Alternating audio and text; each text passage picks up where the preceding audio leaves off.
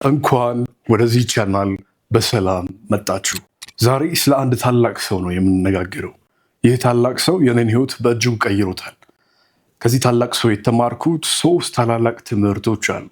በታሪክ አዋዝተው ትልቅ ነገርን ለሰው ልጆች መስጠት የሚችሉ ትምህርቶች ማለት ነው። እኔ የተማርኳቸውን ትምህርቶች ነው ዛሬ ለእናንተ ማካፍላችሁ። ይህ ታላቅ ሰው በእስልምና ውስጥ ትልቅ ቦታ ያለው ነብዩ መሐመድ ነው። ሰላም በእርሳቸው ላይ ይሁን። ስለዚህ ይህ ቪዲዮ እንደዚህ ስላችሁ የሃይማኖት ስብከት አይደለም፣ ወይንም ደግሞ ኢስላማዊ የሆነ ቪዲዮ አይደለም፣ ወይንም ክርስቲያናዊ የሆነ ቪዲዮም አይደለም።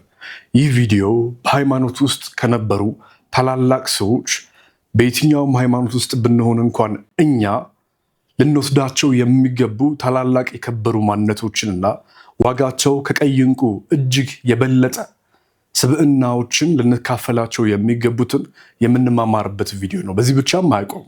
የተለያዩ ሰዎችን ከተለያየ የሃይማኖት ክፍሎች ላይ ከታሪክ ላይ እያነሳን እንጨዋወታለን። ለዛሬ ግን ነብዩ መሐመድን ታላቁን ነቢይ ምርጫ ያድርጋለሁ። ኢንተረስቲንግ የሆነ ታሪክ ነው ያላቸው። መሳሪያ አልታጠቁም፣ ጦር አላዘመቱም። ዓለምን በፍቅራቸው በደግነታቸው ማሸነፍ የቻሉ ታላቅ ነቢይ ናቸው ነብዩ መሐመድ። ታሪኩን በደንብ ተመልክታችሁት ከሆነ ብዙ የኛ ሀገር ላይ የሃይማኖት ጉዳዮችን በሃይማኖተኞቹ በኩል ነው እንጂ ትምህርቱ የሚሰጡት በሃይማኖት ውስጥ ያሉ ታላላቅ ነቢያትን፣ ቅዱሳናትን፣ ሰማዕታትን ከማንነታቸው ወይንም የኖሩበት የነበረውን ሂደት፣ አመራራቸውን፣ ባህሪያቸውን፣ ችግር አፈታታቸውን፣ ከሰው ጋር ያላቸውን መግባባት ወዘተ የሚያስተምር ሰው ማንም የለም። ከዛሬ ጀምሮ ደግሞ ይህ ሰው ለምን ያልሆነም ብዬ ተነስቻለሁ ማለት ነው።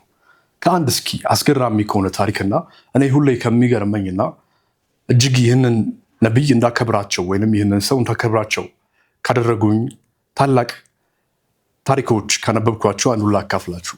የመጀመሪያው ምን ይላል?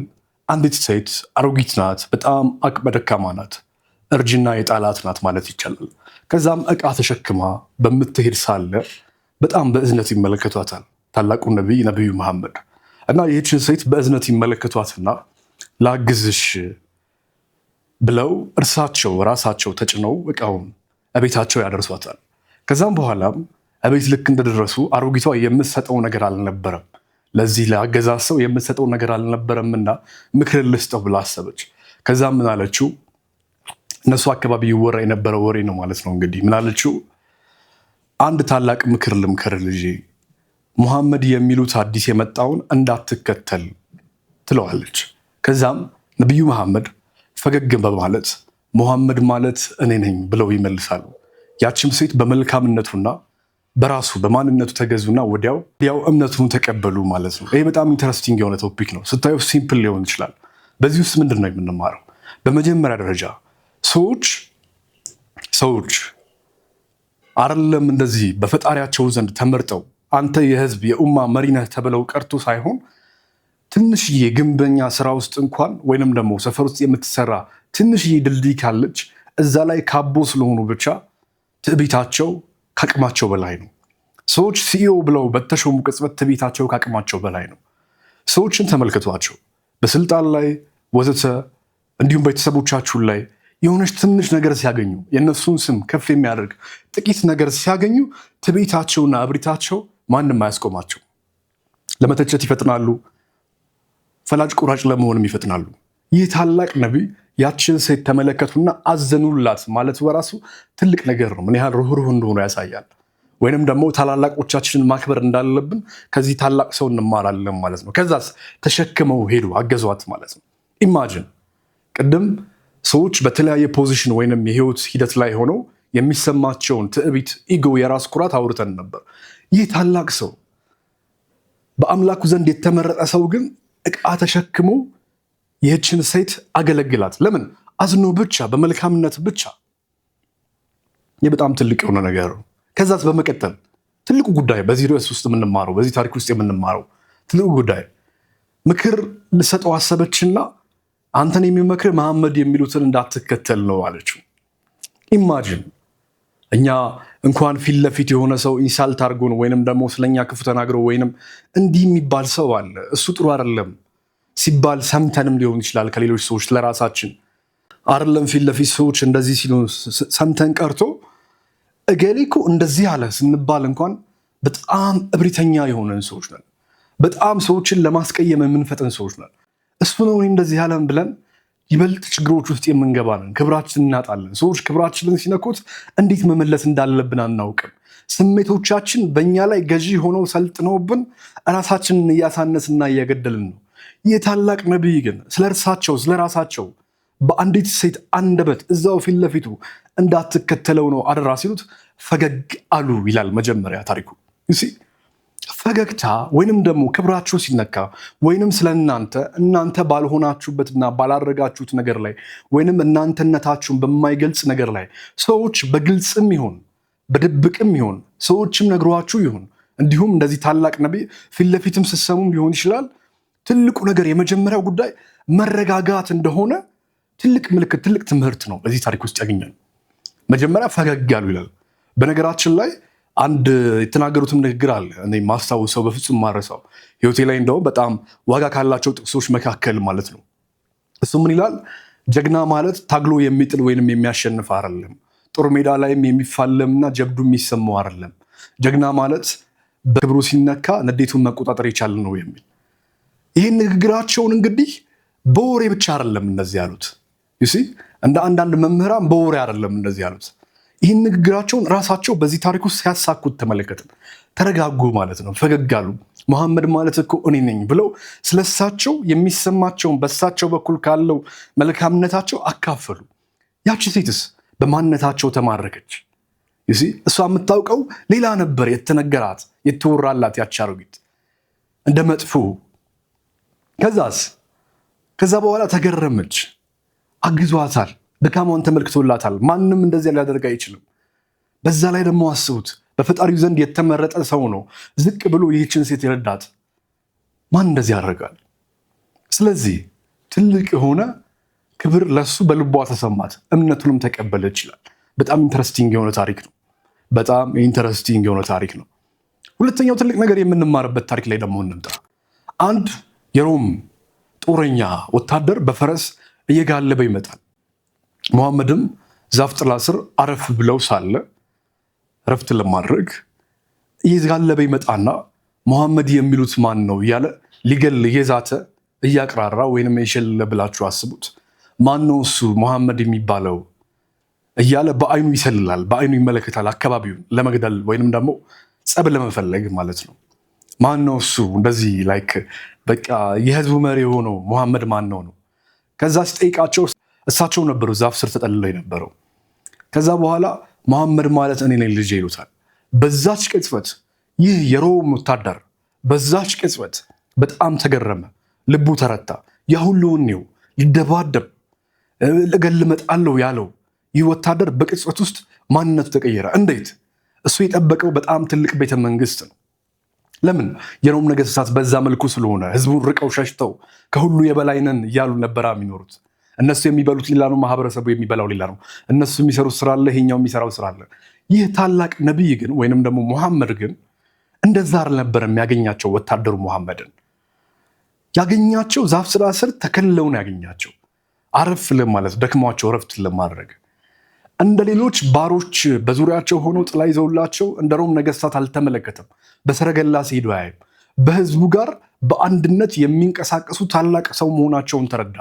ይህንን በማሰቡ በራሱ ተጸጸተ። ኢማጂን ይህ ማለት የመሪነት ብቃታቸው ራሱ ከማህበረሰቡ ጋር በመምሰል ውስጥ እኔ የበላይ ነኝ፣ እኔ ታላቅ ነኝ የሚል ትልቅ የሆነ ማንነታቸው ይሄ ሰዎች የሚያሳዩትን የራስ ኩራት አሸንፈው መኖር የቻሉ ታላቅ ሰው ናቸው። እንደ ሰው ልጅ ስናወራቸው ማለት ነው። ቪዲዮ መግቢያ ላይ ነግራችኋለሁ። ስለ ሃይማኖት አይደለም የምናወራው፣ ታላላቅ ስለሆኑ የሰው ልጅ ስብዕናዎችና ባህሪዎች ነው የምናወራው። ከዛም ይህ የሮም ወታደር ተገረመ አይደለ? በጣም ደነቀው። ለምን? እሱ የሚያውቀው ንግስና ይህ አይደለም። እሱ የሚያውቀው ህዝብ መሪ ይህ አይደለም። እሱ የሚያውቀው ታላቅነት ይህ አይደለም። ታላቆች ናችሁ፣ ንጉሶች ናችሁ፣ ተመርጣችኋል፣ ልዩ ናችሁ የተባሉ ሰዎች ጉራቸውን የሚችለው ማንም የለም። ራሳቸውን ከፍ ከፍ አድርገው ሲመለከቱ ነበር የሚያውቀው። ይህ ነቢይ ግን ተናንሰው ክብራቸውንም ሳይጥሉ አገልጋይነታቸውንም ቀጥለው ከማህበረሰቡ ጋር በአንድነት ሲጓዙ የነበሩ መሪ ናቸው። ይሄ እንደውም በህይወታችን ላይ ባለን በየትኛውም ጉዞ ላይ ቤተሰብ ስንመራ፣ ፍቅር አጋራችንን ስንመራ፣ የስራ ቦታችንን ስንመራ፣ እንደ ሀገርም ሊሆን ይችላል ዋቴቨር ሊያስተምር የሚችል ትልቅ ነገር። ከዚህ ከመሪነት ጋር ተያይዞ ደግሞ ሌላ አንድ ሀሳብ ላንጣላችሁ። በአንድ ወቅት መስጂድ አልነባዊ የተባለው መስጊድ መዲና ላይ እየተገነባ ነበር። ዘፕሮፊት መስኩ ይባላል። የነብዩ መሐመድ መስጊድ እንደማለት ነው፣ ወይንም የነብዩ መስጊድ እንደማለት ነው። ከዛም በኋላ በዛን ወቅት ሰዎች በሙሉ ስራ እየሰሩ ነው። ድንጋይ እየተሸከሙ ነው። ትላልቅ ፍልጦችን ጀርባቸው እስከሚላጥ ድረስ እየተሸከሙ ነው። ቆዳዎቻቸው በአቧራ ተሸፍነዋል። ኃይለኛ የሐሩር ፀሐይ አለ። ሁሉም ላብ በላብ ሆነዋል። ልብሶቻቸው ከአቧራነት አልፈው ወደ ጭቃነት ተቀይረዋል፣ ከላቦቻቸው ብዛት ማለት ነው። ሁሉን ይህንንም እየገነባ ነበር። እንግዲህ እንደምታውቁት ነው፣ አንድ መሪ ያዛል እንጂ እሱ ይህንን አያደርግም። እንዲሁም ደግሞ ማንም አይጠብቅ። በተለይ ደግሞ በዛን ወቅት አስቡት፣ በፈጣሪያቸው ዘንድ የተመረጡ ሆነው የኡማው ወይንም ደግሞ የህዝቡ መሪ ሆነው ሳለ ማንም እርሳቸው ይህንን ስራ እንዲሰሩ አያስብም። ቢሰሩ ራሱ አረ በፍጹም አይሆንም ነው የሚሉት። ለምን? የተለየ ክብርና ፍቅር ህዝቦቻቸው ለእርሳቸው ስለነበራቸው ማለት ነው። ከዛስ እንደ ማንኛውም መሪ ሆነው እያሰሩ ይመስላችኋል? እንደዚህ ያደርጉት እያሉ ይመስላችኋል? አይደለም። እርሳቸውም ልክ እንደነሱ ሆነው ይሰሩ ነበር። በመቀጠል አረ በፍጹም እንደዚህ አያደርጉ፣ እኛ ያለን እኮ ሱብሃንአላህ፣ ይህማ መልካም አይደለም፣ እኛ ያለን ይሏቸዋል። ምንድን ነው ብለው ይመለሱላቸው? እኔ ከእናንተ የምለይበት ምንም አይነት ነገር የለም። ማን ይሄን ይላል? ሰው በትንሽ ስልጣን ላይ ሲቀመጥ ትዕቢቱ፣ እብሪተኝነቱ ገደብ የለሽ ነው። ይሄ ኢንተረስቲንግ የሆነ ቶፒክ እኮ ነው። አንዳንዴ ምሽት ላይ ሁሉ ሆኜ በእውነት ነው የምነግራችሁ፣ ይህንን ታሪክ አይምሮ ላይ ይመጣልኝና እደመማለሁ፣ በጣም እደሰታለሁ። መንባይም ሊመጣ ይችላል ነው። በጣም ኢንተረስቲንግ የሆነ ቶፒክ ነው። ከነሱ እኩል አልቧቸው፣ ከነሱ እኩል ተሸክመው ነበር። መሪ ማለት ይህ ነው። ወንድነት ማለት ይህ ነው። ማስኩሊኒቲ የምትሉት፣ ሊደርሺፕ የምትሉት፣ ኮሚኒኬሽን ስኪል የምትሉት፣ ዶሚናንስ የምትሉት፣ አሸናፊነት የምትሉት፣ ዋቴቨር የምታጠኑት ሪሰርች የምትሰሩበት ጉዳይ ሁሉ በዚህ ነቢይ መዲና ላይ ያ መስጊድ ሲሰራ ጥንት ላይ የተተገበረ ነገር ነው። ይህ ነው በቃ ማስኩሊኒቲ። ትልቅ ነገር እኮ ነው፣ ትልቅ ታሪክ ነው፣ ትልቅ ትምህርት ነው። ከዛስ ይህን ነገር ተሸክመው እየሄዱ ባሉበት ወይም ድንጋዮቹን ተሸክመው እየሄዱ ባሉበት ሰዓት ላይ ያዜሙ ነበር ይላል። ዜማው ምንድን ነው የሚለው? ኦ አምላኬ ሆይ፣ በእስልምናው ኦ አላህ ነው የሚለው። እኔ ጀነራላይዝ አድርጌ ለማውራት ፈልጌ ነው። ኦ አምላኬ ሆይ፣ እነዚህን የሚያግዙንና እኛ ጋር ያረፉትን ስደተኞችን ሁሉ ይቅር በላቸው እያሉ ነበረ ይህንን ስራ የሚሰሩት። ይሄ ማለት በጉልበት ብቻ አይደለም መሪነታቸው፣ ገባ? በዚህ ብቻ አይደለም ያደነኳቸው። ታሪኩ ልቤን የሚነካኝ በዚህ በእንትኑ ብቻ አይደለም፣ ስላገዙ አብረው ስለቆሸሹ ብቻ አይደለም። ይህንን እኮ ሰዎች በጣም ለመወደድና እሱ እኮ ምርጥ ሰው ነው፣ ምርጥ መሪ ነው ለመባልም ያደርጉታል። ካሜራ በየቦታው አስቀድመው በየቦታው ይሄዳሉ። ነገር ግን በስሜታቸውም ጭምር ከህዝቡ ጋር ናቸው። አምላካቸውን እየተማጸኑ ነበር በዛ ሰዓት እንደዛ እየሰሩ እነዚህ የሚያግዙንን አጋዦቻችንን፣ ስደተኞቻችንን፣ እነዚህ አብረውን ያሉትን ረዳቶቻችንን ሁሉ ይቅር በላቸው አምላካችን ነው ይላሉ። ስለዚህ በጉልበት ብቻ አይደለም የተሳሰሩት፣ ወይንም በስልጣናቸውን ለማስቀጠልና ነገሩ ወይንም ስራው ቶሎ እንዲያልቅ ፈልገው አይደለም ጆይን ያደረጉት፣ ወይንም ደግሞ እሱ እኮ በክብር አይኮፈስም ጥሩ መሪ ነው ለመባል አይደለም ይህን ነገር ያደረጉት። ሌላ ሰው እኮ ሊያደርገው ይችላል። በአሁኑ ዘመን ስንት መሪዎች አሉ አይደል እንዲህ በየቦታው ይህን የሚያደርጉ። ነገር ግን በስሜታቸውም ጭምር ኢሞሽናሊም፣ ፊዚካሊም፣ ሜንታሊም ከህዝባቸው ጋር አንድ ነበሩ። እነዚህ ሶስት ታሪኮች እኔ ላይ ከፍተኛ ተጽዕኖ የፈጠሩ ታሪኮች ናቸው። ምናልባት በሌላ ጊዜ ደግሞ ተጨማሪ ሌሎች ታሪኮች አሉ እንዲሁ የማውቃቸው ወደ 12 የሚሆኑ በስነስርዓት ህይወቴ ላይ በከፍተኛ እውነት ራሴን እንድገነባ ያገዙኝ፣ እነሱንም ጊዜው ሲደርስ የማካፍላችሁ ይሆናል ማለት ነው።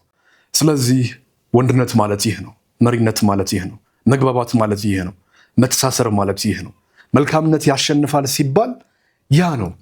ክብራቸው ሲነካ በተረጋጋ መንፈስ ነገሮችን ተቀበሉ ማለት ሲባል እዛች የደከማ አቅመ ደካማዋ ሴት ጋር ስለሳቸው መጥፎ ነገር ሲወራ ፈገግ ብለው የጀመሩበት ሂደት ማለት ነው። አዲስ ነገር የለውም። ገና ጥንት ላይ ይህ ታላቅ ነቢይ እነዚህን ታላላቅ ማንነቶች አስረድተውን አልፈዋል ማለት ነው። አስረድተውን አልፈዋል። ስለዚህ ይህንን ነቢይ ለመተቸት ማንም ሞራል የለውም። ምንም ሃይማኖት ይሁን ሃይማኖታችሁ ምንም ሆኑ እስልምና ውስጥ ነው፣ ክርስትና ውስጥ ነው፣ ዋቴቨር በየትኛውም የሃይማኖት ስርዓት ውስጥ ነው ሌላን ሃይማኖት አካልን የምታንቋሽሹ ከሆነ በእጅጉ እናንተ የቆሸሻችሁ ናችሁ። በእጅጉ ማንነታችሁ ተበላሽቷል። በእጅጉ ዝቃጭ የሆኑ እውቀቶችን የተሸከማችሁት ሌላውን ስላንቋሸሻችሁ ሙስሊም ሆናችሁ እንደ ካፊሮችማ እንደዚህ ናቸው፣ ክርስትና ላይ ያለ ሰውማ ቆሻሻ ነው ወዘተ እንደዚህ ነው የምትሉ ከሆነ ለእናንተ ጀነት ላይ በሊዝ ቦታ የሚሰጣችሁ ማንም አይደለም። ሌላውን ስላንቋሸሻችሁና ክርስቲያኖችን ስላናነቃችሁ በክርስትና ውስጥ ያሉ ሰዎችን ስላናነቃችሁ አላህ ለእናንተ ጀነት ውስጥ የተለየ ቦታ ያዘጋጅላችሁ። በወንድማችሁ ላይ ክፉ ማድረግ እናንተን የገነት ሊያደርጋችሁ አይችልም። እንዲሁም ደግሞ ክርስቲያን ናችሁም የተለያዩ ታላላቅ ሰዎችን በሌላ ሃይማኖት ውስጥ ያሉ ሰዎችን ካንቋሸሻችሁ ሲበዛ እብሪተኞች ናችሁ ማለት ነው። እኔ ብቻ ልክ ነኝ፣ እኔ ብቻ አውቃለሁ ባዮች ናችሁ ማለት ነው። ይህ መልካም ነገር አይደለም። ሲጀመር ማንም ሰው በታሪክ ውስጥ አሳር ያስቀመጠን ሰው የመተቸት አቅም የለው። ሁሉም ስራ ቀላል ይመስላል የምትሰሩት እናንተ እስካልሆናችሁ ድረስ። ሁሉም ስራ ቀላል ይመስላል። ሰዎች የሚያልፉበት የህይወት ጥልፍልፎች ቀላል ይመስላል። መተቸት ቀላል ነው፣ መፍረድ ቀላል ነው። ከዛሬ ጀምሮ አንደበታችሁን በየትኛውም የሃይማኖት ክፍል ላይ ያሉ ሰዎች ላይ በኔጌቲቭ ጉዳይ ላይ አታሰልጥኑት። በትችት በስድብ እነዚህ ሰዎች እናንተ ብትቀበሏቸው ባትቀበላቸው የሚቀበላቸውና የሚተማመንባቸው ብዙ ህዝብ አላቸው። አንደኛ ነገር ጥላቻን ስትሸከሙ ማንነታችሁ የተበላሸ ይመጣል። የብዙ በሽታዎቻችሁ ምንጭም ጥላቻቸው ነው። ተረዳችሁ ያለ። ሁለተኛ ነገር ደግሞና ትልቁ ነገር ምንድነው? ልክ ሌላ መጥላት ስትጀምሩ በእናንተ ውስጥ የውርቀት ቁርሾ ይከማቻል። ይህ የውርቀት ቁርሾ ጥላቻችሁ ያደገ ሲመጣ ኦቨር ወደ ማሰብ ትመጣላችሁ። ይህ ሀሳብ ወደ ጭንቀት ይቀየርና እንትና እንደዚህ ያደረገብኝ ያስደረገብኝ ለዚህ ነው እያላችሁ ብስጭት ራሳችሁን ይወርሳችኋል። ከዛም ራሳችሁን ታጣላችሁ። ሌሎችን የሚጠላ ሰው መጨረሻ ይህ ነው። ስለዚህ የታላቅ ነቢይ የሚጠላ ሰው አይደለም። የታላቅ ነቢይም ብቻም አይደለም፣ በየትኛውም ሃይማኖት ላይ ያለ የትኛውም አይነት ነቢይም ሊሆን ይችላል ሰማዕት ማንን ለማንቋሸሽ ሞራል የላችሁ ተኝታችሁ የምትሉ ሰዎች ናቸው። ምንም ቁም ነገር ህይወታችሁ ላይ ምን አምጥታችኋል? ከመተችታችሁ በፊት ሲጀመር በህይወት ውስጥ የሰው ልጅ ለሚያደርገው ጉዞ ሂደት ታሪኩ ለመተቸት ህይወት ምን ማለት እንደሆነ ማን ገብቶት ነው? እኔም አልገባኝም፣ ማንም አልገባውም። ኢቭን በስነ መለኮት ህግ ውስጥ እንኳን ሰው 40 ዓመት ሳይሞላው ሃይማኖት የመተቸት ወይም በሃይማኖት ውስጥ ያሉ ታሪኮችን የመተቸት ሞራል የለውም። ህጉ ነው እንደዛ የሚለው። በተመሳሳይ አንደበታችሁን ለክፉ ቃል አታሰልጥኑ፣ በተለይም ታላላቅ ሰዎችን በታሪክ ውስጥ የገነኑ ሰዎችን ለማቆሸሽ። ስለዚህ ዛሬ ስለ ነቢዩ መሐመድ ተመልክተናል። በቀጣይ ደግሞ በክርስትና ውስጥም በቡዲስት ሊሆን ይችላል ዋቴቨር፣ ባጭሩ ታላላቅ የሰው ልጆች እኔ በህይወቴ ውስጥ ካስተማሩኝ ትላልቅ ስብዕናዎቻቸው ሁሉ እየመጣው አካፍላችኋለሁ። ቪዲዮውን ላይክ ማድረግ እንዳትረሱ። ለምትወዷቸው ሰዎች ሁሉ ይህንን ቪዲዮ ሼር እንድታደርጉልኝ በትህትና ጠይቃለሁ። እንዲሁም በተጨማሪ ቴሌግራም ቻናላችን ይሄው ጆይን እንድታደርጉ በትህትና ጠይቃለሁ። ሀሳባችንና ስራችንን መደገፍ የምትፈልጉ ካላችሁም እንዲሁም ዩቲዩብ ላይ ሱፐር ታንክስን በመጠቀም የራሳችሁን ስጦታ ማበረከት ትችላላችሁ። ከሁሉ በላይ ትልቅ ስጦታ ግን ቪዲዮውን እስከ መጨረሻው መመልከት ስለሆነ ከልብ አመሰግናለሁ። ምክንያቱም ጊዜያችሁን ስለሆነ የሰጣችሁኝ። መልካም ጊዜ ባይ